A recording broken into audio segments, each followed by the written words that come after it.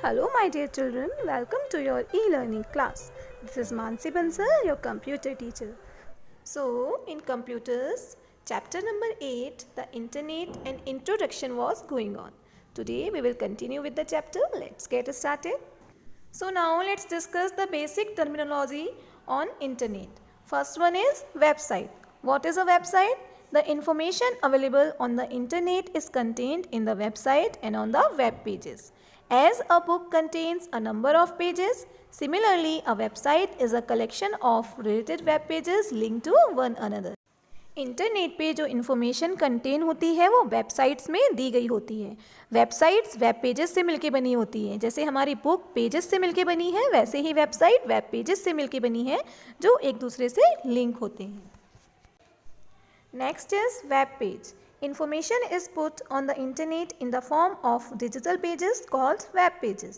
These pages may contain text, graphics, video, audio and links to other pages.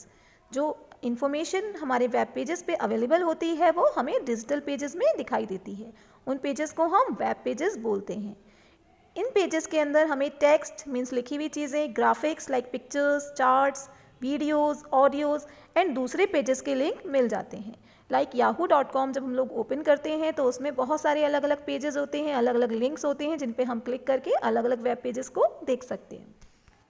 Next is home page. The main page of any website which contains links to other pages is called the home page. By default it is the first page of every website.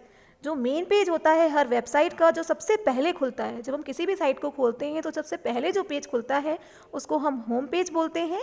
इस page पे बाकी pages के लिए link होता है. जैसे home page के अंदर जब हम होम पेज खोलते हैं तो उसमें बाकी लाइक कॉन्टैक्ट अस का एक लिंक होता है और उसके अंदर अबाउट अस का एक लिंक होता है. तो इस तरह से उसके अंदर अलग अलग पेजेस का लिंक दिया हुआ होता है. Now the next is web browser.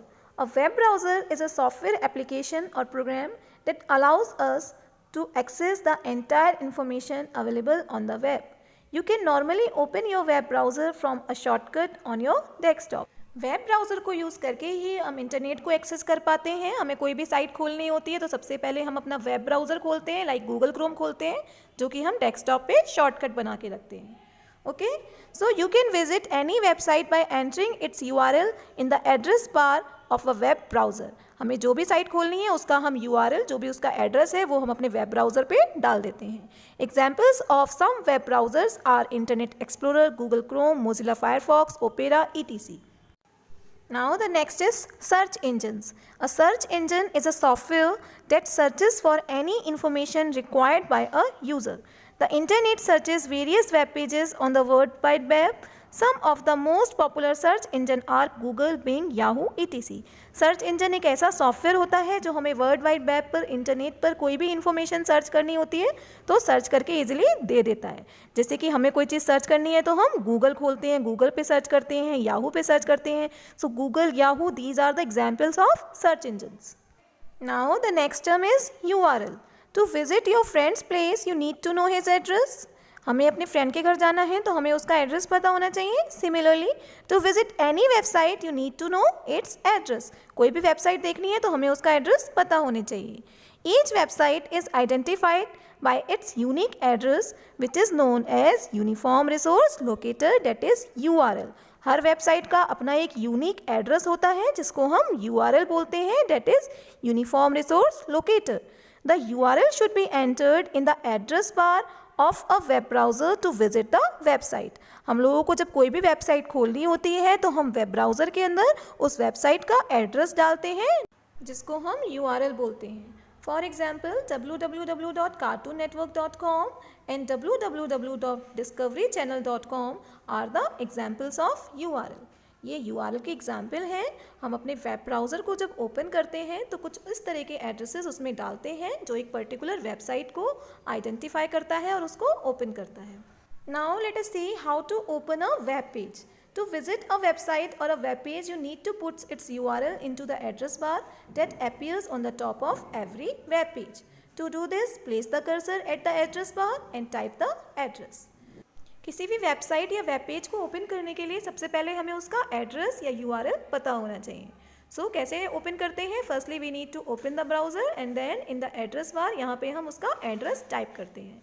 For example www.wikipedia.org हम यहाँ पे टाइप करेंगे.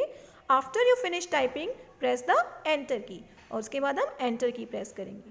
The website of Wikipedia appears as shown in the figure. और इस तरह से हमारी ये साइट खुल जाती है. Here we have a note point. While typing in the address bar, the browser suggests the recently or frequently visited websites. जब हम यहाँ पे टाइपिंग करते हैं ब्राउज़र पे किसी भी साइट का नाम, तो ये अपने आप से हमें कुछ जो रिसेंटली हमने वेबसाइट्स खोली थी उनके नेम्स सजेस्ट करता है. Now let us discuss the responsibilities of a good digital citizen. A digital citizen is a person who uses internet safely and in the right way. He participates in social activities properly. To be a good digital citizen, you should take care of the following responsibilities. एक अच्छा digital citizen बनने के लिए हमें internet को safely and सही तरीके से यूज़ करना होगा. सो क्या क्या रेस्पॉन्सिबिलिटीज़ हैं हमारी? First one is observe your etiquette when online. You should always follow proper code of conduct when you are online. Do not use harsh language. हमारा बिहेवियर, हमारा कोड ऑफ कंडक्ट ऑनलाइन बहुत अच्छा होना चाहिए. हमें कोई हार्श या abusing language internet पे यूज़ नहीं करनी चाहिए. Second is report unlawful activities. जो गलत एक्टिविटीज़ हैं उनको हम रिपोर्ट करें. So if you notice any harassing, threatening or illegal activity on the internet, always report it to your elders. For example, if you see an abusive remark made to anybody, inform to your teacher or parent about it.